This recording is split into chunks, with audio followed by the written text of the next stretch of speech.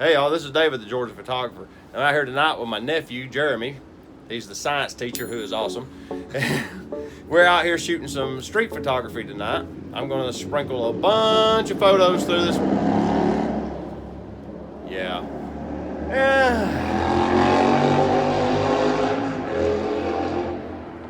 He'll be done in a minute. Okay. But we have been out shooting street photos tonight, and we're just experimenting, and the lights are beautiful. As you can see behind Jeremy, all the skylines lit up really well. And we just wanted to share it with you. Let's go see some photos.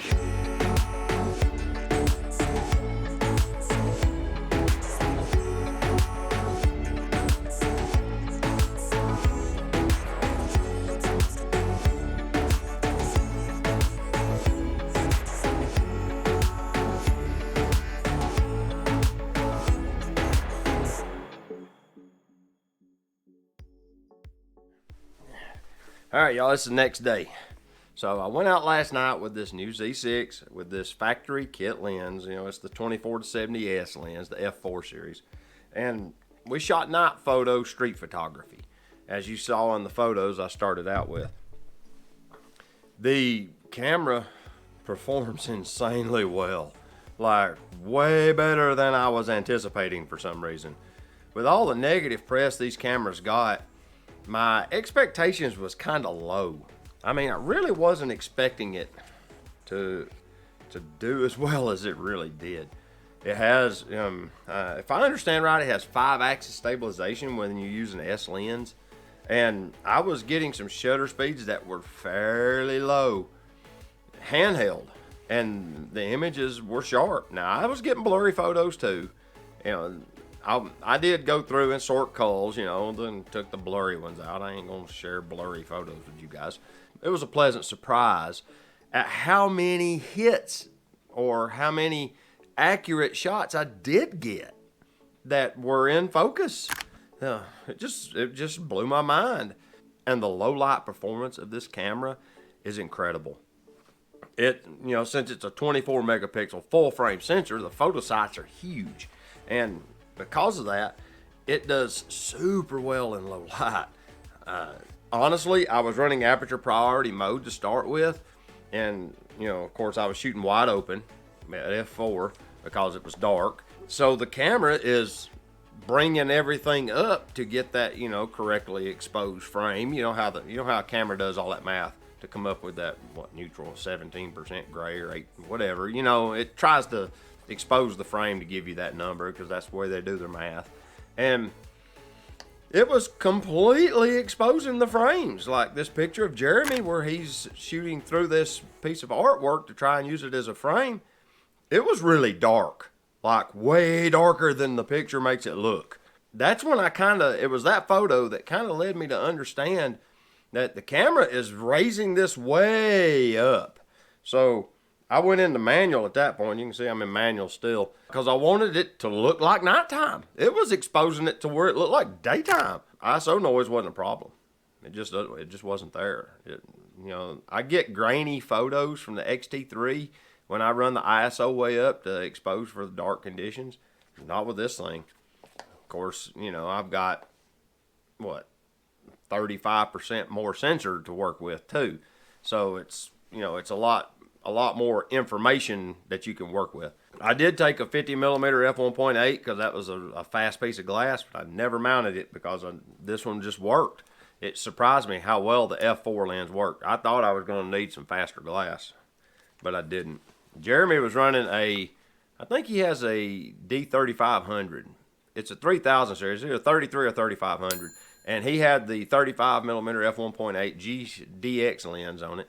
And he was getting some really interesting photos as well. I don't have any of his photos. We didn't come back here to the house, so I wasn't able to grab some off of his memory card or anything to share with you guys. But suffice it to say, he was getting some beautiful photos. Just my initial impressions of this camera, it has a touch screen function. Oh, this is something else. There we go. Right here is a little button on the screen that allows you to do touch functionality, okay?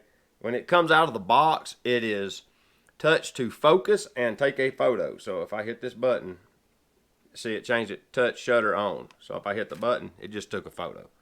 And So you get that functionality. Well, I kept touching it and it would pull the focus point down to this corner because I'd let it hang around my neck, and I was bumping it against my chest and it would detect that, and then it would take a frame of the sidewalk.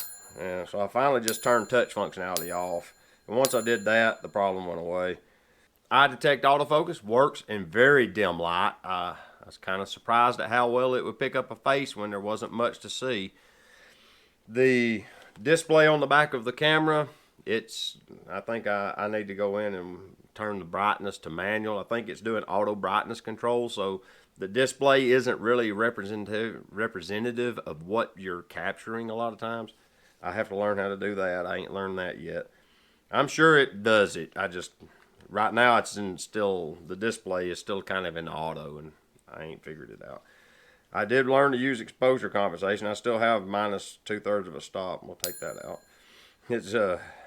I like the little top display for quick settings and stuff. I really like looking at that because it's easy to read. Even in bright light, you can still see this little display, and it gives me the information I'm looking for. It gives me shutter speed, aperture, and ISO, and they're just right there. Right now, I don't have the memory card in it. It's in the computer. Adorama actually just sent me the email the other day, said that my back-ordered 32 gigabyte card is on the way. So now I'll have 2 cards for it pretty soon. I ran all day yesterday, some experimental photos a day or two before that, and all morning this morning shooting photos of Christmas opening presents and stuff on one battery, and it wasn't dead. So it actually has a real good battery life, even with all the displays running and everything.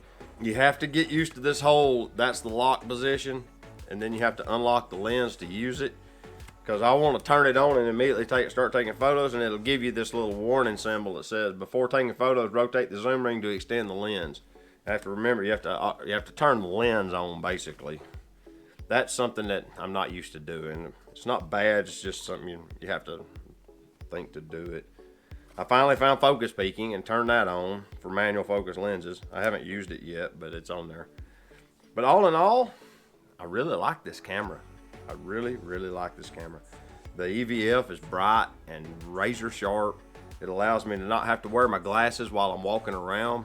It just kind of frees me up.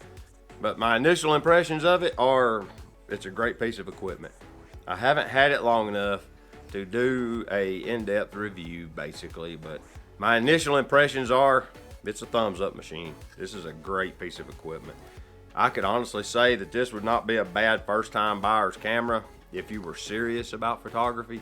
I can see now why the guy at Monochrome Memoirs actually uses these for his wedding photos, because it works. It's a great low light machine. It just impressed me last night. So if you haven't looked at my other videos yet, there's a button right here that'll show you that. And if you haven't subscribed, I've got a subscribe little circular icon, and I've got the subscribe button down below. I appreciate you guys watching, and until next time, get your camera out, go take a picture with it. All right, we'll see you.